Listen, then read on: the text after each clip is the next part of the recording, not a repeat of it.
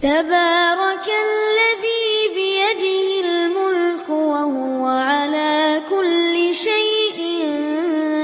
قدير الذي خلق الموت والحياة ليبلوكم أيكم أحسن عملا وهو العزيز الغفور الذي خلق 7 سماوات طباقا ما ترى في خلق الرحمن من تفاوت فارجع